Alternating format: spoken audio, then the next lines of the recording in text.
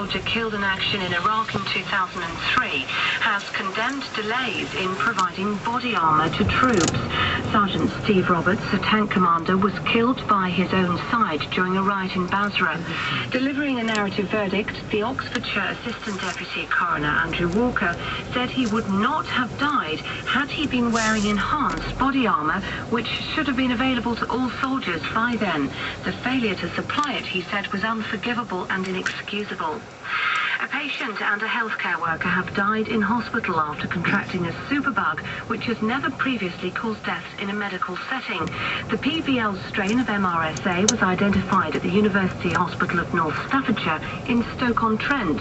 Our health correspondent Sophie Hutchinson reports. Panton Valentine leukocidin, or PVL for short, is a particularly toxic strain of the superbug MRSA. It's usually found in the population as a whole and rarely strikes, but when it does, it can attack young people, crippling their immune system. This is the first time the PVL superbug is known to have been transmitted and caused deaths in a hospital.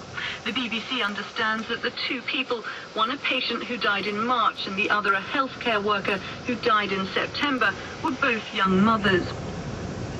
Ministers have said that NHS patients in England who don't want their records placed on a new central register will be able to opt out of the scheme. A trial of the database will start in the spring. In the city, the 100 share index is down 1 point at 62.59. 5 Live Sport now with Vassos Alexander. Thank you, Sophie. More controversy surrounding Jose Mourinho this afternoon. Everton are furious with the Chelsea manager after he accused striker Andy Johnson of diving during yesterday's match at Goodison Park. Everton want Mourinho to retract what they call his wholly unacceptable and possibly defamatory comments, and they're asking the football authorities to investigate. For the moment, Duncan Fletcher's job as England's cricket coach is safe despite an early capitulation in the Ashes series. This morning's defeat in the third test means Australia regain the urn with 2 matches to play, but the ECB insists Fletcher's position won't be discussed until after the World Cup next spring. England should have a new rugby union head coach as early as Wednesday this week.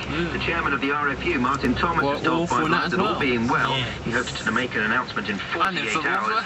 And this just in, the 6-time champion jockey Kieran Fallon will stand trial along with 2 fellow riders, Fergal Lynch and Darren Williams, and 3 other people in September next year. They've all been charged by police investigating alleged race fixing. The trial will take place at the Old Bailey in London. It's expected to last up to 3 months. All have denied wrongdoing.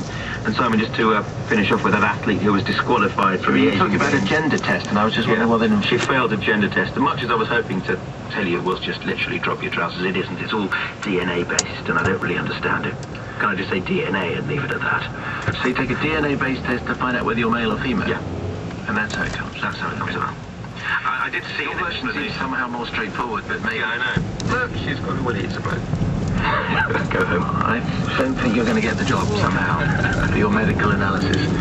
So thank you. It's 4 minutes past 2. This is 5 Live. 1.15 million people in this country suffer from eating disorders, and as many as 1 in 5 die from their condition. Is enough being done to help?